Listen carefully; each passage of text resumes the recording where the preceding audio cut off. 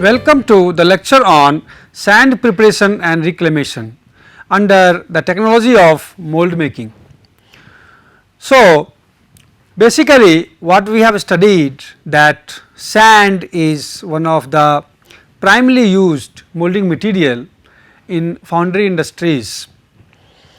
As we have also discussed that huge quantity of sand is used for producing a casting, maybe about 10 times or so.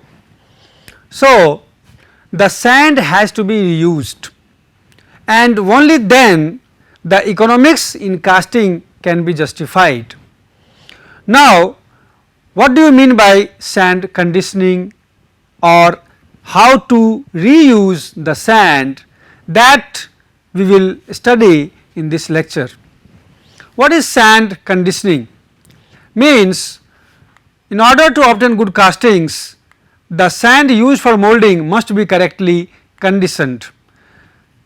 It means that when we are using the sand for the mold and when the fettling is done on the casting, the sand has to be removed. This sand loses some of the properties, and if it has to be reused, it must be reconditioned, or there must be the additions of something, there must be maintenance of certain additives or addition of certain binders, so that its property is again suitable for being cast into it. So, the sand must possess all the properties so as to give good quality of cast product. Good properties, I mean the properties which is desired for a sand mold is, first is the refractoriness. The refractoriness must be adequate once we use the used sand. Why it is so? Because when we use the used sand, basically the sand which is in intimate contact with the casting, that normally gets fused. Also we are using at many places the fine sands, sometimes to increase the strength or sometimes to increase the surface finish. So, the refractoriness of the sand decreases. Also, when we are taking this sand out, there are chances that there are lumps formation. So, we are breaking it. During the breaking, the sand particles get crushed or they are broken to tiny sizes. So, their size reduces, and as the size reduces, the refractoriness value decreases. So, when we are going to use the or we are going to reuse the sand, then refractoriness has to be maintained by controlling the type of sand grains, like we may have to add fresh sand grains of optimum size, of larger size, so that the refractoriness is maintained, because we know that refractoriness is varying with the size of the sand. So, larger the sand particle size, more will be the refractoriness. So, in that case your refractoriness can be maintained by properly adding adequate amount of sand of proper size and also proper purity level, because refractoriness also depends upon the purity of sand. Suppose we are using the molding sand, and if you are, it is a silica based sand, the pure silica percentage must be maintained so that you have adequate refractoriness. Similarly, other properties is permeability. So, as we discussed, it may happen that when we are going to reuse the sand, the permeability of that reused sand will be less, because the materials which are responsible for the generation of pores because of which permeability is improved, that may be lost. So, this permeability has to be maintained by properly adding proper additives, so that the permeability is proper. You have to also see that how the sand grains distribution is there, because sand grains distribution also affects the permeability. So, permeability has to be controlled. Other properties are like flowability. So, you will have to see that it has proper flowability, proper binder or water is there, so that it can go inside the mold at all the points. So, all these properties, like you have strength which is there, which is proper strength is there. So, these properties, so the sand must possess all the properties so as to give good quality of cast product. We know that these properties are required, because if they are not met, they are going to affect the quality of the cast product. Used sand should be treated appropriately so that it can further be used. Now, the sand which has been used, and if we want to further use it, we have to treat them appropriately.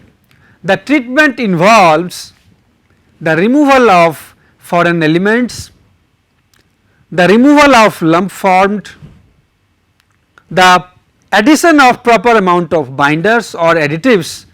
So, basically the sense of this statement is that you have to treat it in such a way that it can further be used. So, basically the purpose is that you have to use this sand again and again for finding the economy of the process. So, you have to treat that appropriately. Then frequently control tests should be carried out. Now, when we are going to reuse the sand, then we have to ensure that quality of the sand is maintained at its level, which is required for giving a certain quality of the product. So, there are many types of quality control tests, like sand's permeability, hardness, flowability or toughness, all that is required. So, these tests, quality control tests, must be carried out like proper temperature. So, they must be maintained, so that once you are going to reuse it in future many times, then their effect on the quality of cast product should not be seen in an adverse way.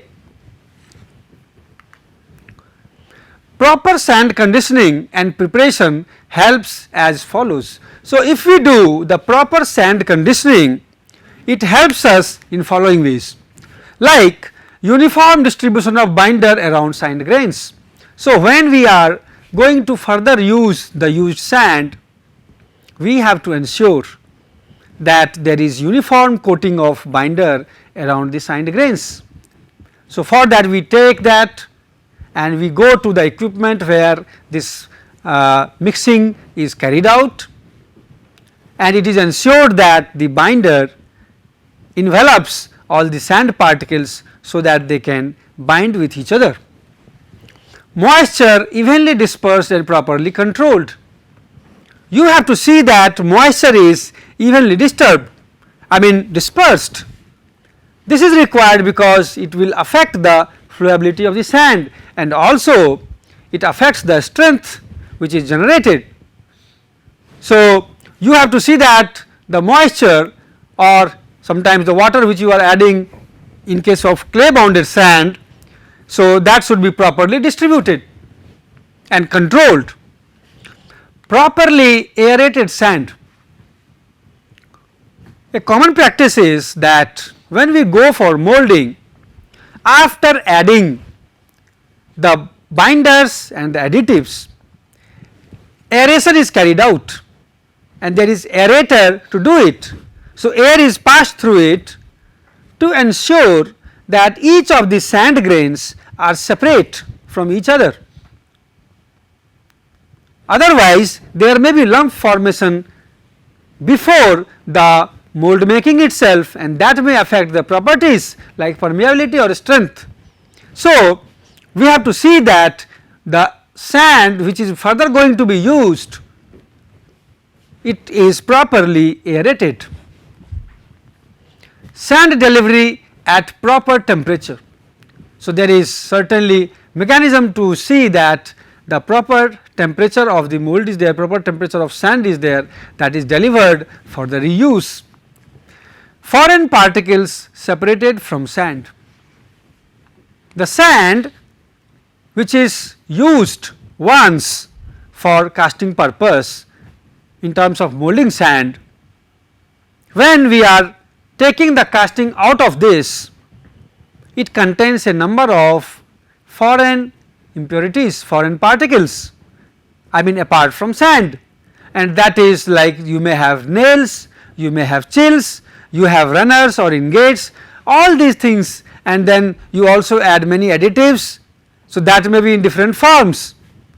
So, those which are undesirable have to be screened out, which has to be removed. So, basically you have to see that all the foreign particles, mostly metals, metal parts or other parts which are to be removed, they must be removed from that portion. Now, the sand preparation.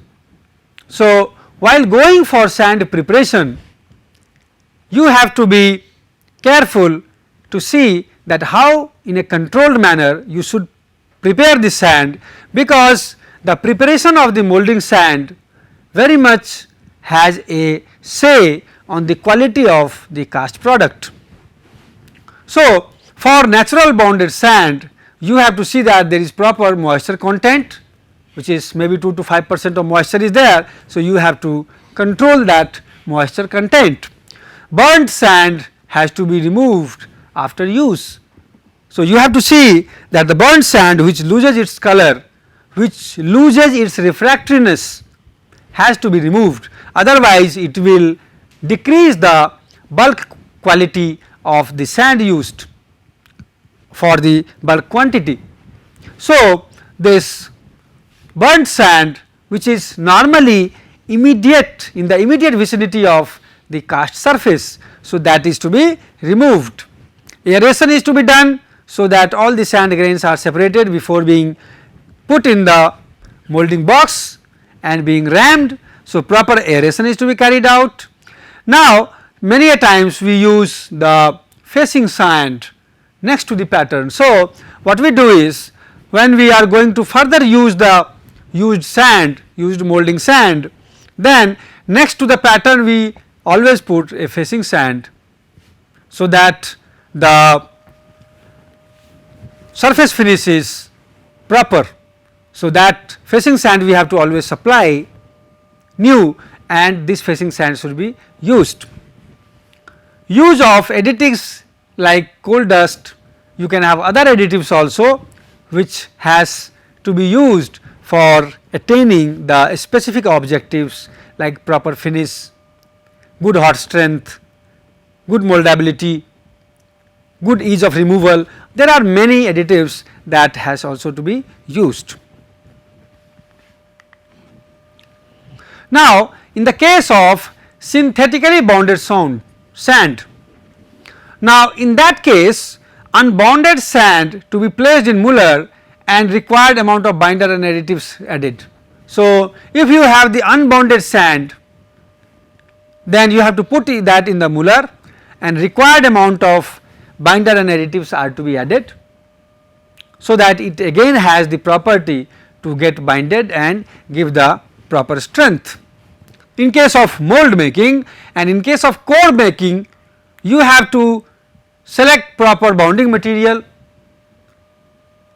which is normally not the clay in case of core making. So, we use the oils, organic materials, organic binders.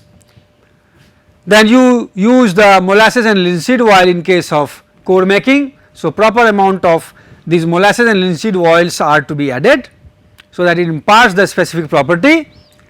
And also in case of core making, there is an important process known as baking. So, baking is to be carried out for 200 to 300 degrees centigrade for 1 to 2 hours. So, proper baking is also to be ensured. Then only this core will be good to be used. Sand reclamation. So, now let us see what is sand reclamation. So, sand reclamation is nothing but treatment of used molding sand so that it regains original condition and can be used again and again with minimum addition of new sand. So, as we discussed, this process of using this sand again and again so that there is continuation in its properties, maintenance of the properties so that it can further be used and give the same quality of product every time. So, this is known as sand reclamation. So, in the sand reclamation you have to do something so that the sand can further be used.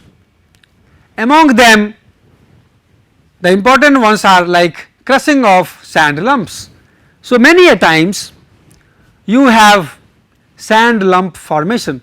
So, these lumps are to be removed using the screens or it has to be broken, that we will study later. These lumps are adversely affecting the quality of the molding material if they go into the molding material. Then removal of bond from grain surfaces. So, you have to remove that bond which is there on the grain surface so that it becomes fresh and further it is freshly coated so that bonding develops further. So, you have to that remove also. Now, type of facilities or equipment required for this sand reclamation depends on certain factors. The factor is quantity of sand to be handled. So, how much quantity you want to handle, it is small or larger. Kind of binder and its quantity.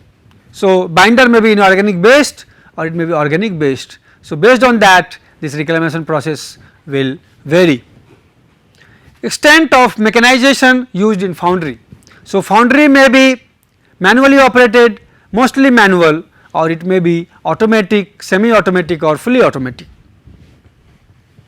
And overall economics of sand recycling. So, what is the economics if the sand recycling is too costly, if you are not going to use it for larger run, then you have to see how much it is justified to further use it, because if it is creating a large amount of cost, if it is incurring a large amount of loss in further recycling it, then you have to see its justification.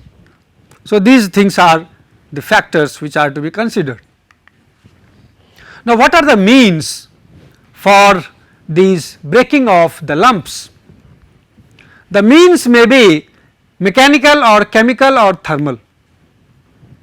So, in mechanical means basically you have a vibratory system for the lump breaking. So, the lumps go on a system which vibrates, which shakes vigorously and the lumps are broken. Another way is that these lumps are thrown against wear resistance stationary surface. So, they are thrown pneumatically at a high pressure against some very hard surface, wear resistant surface, so that these lumps break away. So, this way you can get rid of the lumps and the coating goes off. By washing in hot water, thermal means you can wash them in hot water. So, this may be under the chemical means. So, you can wash them in hot water. So, many a times by washing in hot water these lumps are disintegrated and the bond material which is coated on the sand grains, they are dissolved. Then many a times the organic and carbonaceous materials are removed by heating it to 650 to 800 degree centigrade. So, basically this is how you are getting rid of these binders. Basic requirement of chemically bounded system. So, for chemically bounded system, what is the basic requirement? In that, basically you should maintain the acceptable loss on ignition value. So, this LOI value must be maintained by reducing the thickness of resin coating. So, you have to reduce that thickness of resin coating and maintain that LOI value. Reclamation system should avoid excess generation of fines caused by fracture of sand grains. So, basically what we have discussed, when we are trying to crush these lumps, then there is generation of fines, and these fines should be minimum, because in many ways they affect the efficiency of the system. If the fines are more, the requirement of the binder will be more. If the fines are more, they will affect the permeability, they will affect the strength. So, fines should be minimum. So, we have to go for those reclamation processes which should generate minimum amount of fines. Lump crushing operation is necessary prior to reclamation. So, before reclamation you must do the lump crushing operation and see that the lump is removed, you are getting the sand in its original state as much as possible, and to the extent possible you should try to minimize the fines formation. Use of cryogenic technology have also been reported. Recently some research is being carried out and has been carried out, which I reported that even sub-zero temperatures treatment can yield the breaking of these lumps in many cases where it is not possible by other ways. So, these sub-zero treatments can be used for the reclamation of such sand. So, now we will discuss about sand preparation equipment. Among the sand preparation equipment, we use certain equipments. Among those equipments we have magnetic separator, Riddle, Multer and Aerator. What is magnetic separator? So, as we have discussed, when we are removing the sand from the casting after the cast product has solidified, in that case it may have magnetic particles and it may not have magnetic particles. So, these magnetic particles like iron rods or iron shots or nails or sometimes chills you are using or chaplets, its parts. So, all these parts which are made of iron, which are magnetic, they are removed by magnetic separator. So, in a magnetic separator what happens, you have the pulleys. So, you have pulley which is magnetized.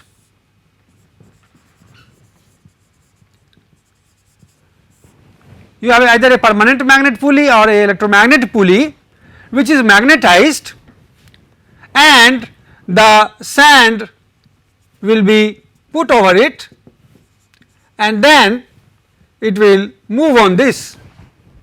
So, what happens when this belt comes in contact with the pulley, the magnetic particles get attracted to it and they cling on to it. So, the non-magnetic particles like sand, all that they come here and once they go down they fall here, all these sand will fall here, whereas the magnetic particle like nails or so, they will come clinging to here and they will fall here. So, that will be magnetic particles. So, basically you can have the heap of sand at a distance and you can have these iron based particles or iron based pieces of nails or whatever it be separated, and in this fashion you can separate the magnetic particles using magnetic separator. Next is Riddle. A Riddle is basically used even by hand at this smaller level. But if you use the mechanical riddle where the power is there given by pneumatic system or so, in that case its efficiency increases and you can riddle the sand, you can get this sand basically properly separated of uniform sizes. So, that can be done by using these mechanical riddles. So, you use the pneumatic or compressed air system for these riddles where there is a piston which is going to and fro at small stroke length, and the pneumatic system with the help of air basically the sand is thrown and this riddle serves the purpose of sieving the sand of uniform sizes. Then you have Multer. You know this Multer is serving the purpose of like a kneading of the sand. So, in the Multer it is a cylindrical container and in that you have two rolls which are connected, they are basically on a rocker arm assembly. So, what it does is basically they move, they are rotating about a vertical shaft, about this shaft they are rotating, and also a spade is attached on the sides. So, this spade basically plows this sand which is there in that. So, basically it takes the sand and the binder which we are putting in the Multer and it takes, and also it has some up and down movement because of this rocker arm setup. So, this way it goes up and down and a minimum distance also is maintained from the bottom, so that it should not crush the sand grains, and then it moves and it properly mixes the sand with the binder. So, this Multer is used for that purpose. Then you have Aerator. The Aerator is used for basically separating the sand grains. As we have discussed, the sand grains have been coated with the binders, and once they are going, so with the help of the air stream it is thrown and it is ensured that all these sand grains are separately going out. So, this way you try to increase the flowability of these sand grains which are coated. So, these are basically the sand preparation equipment which are used in the case of mold making, and it is ensured that you, I mean for the sand reclamation they are the effective tools. Apart from that, for mold making, even you for the whole hand mold making you have different types of tools.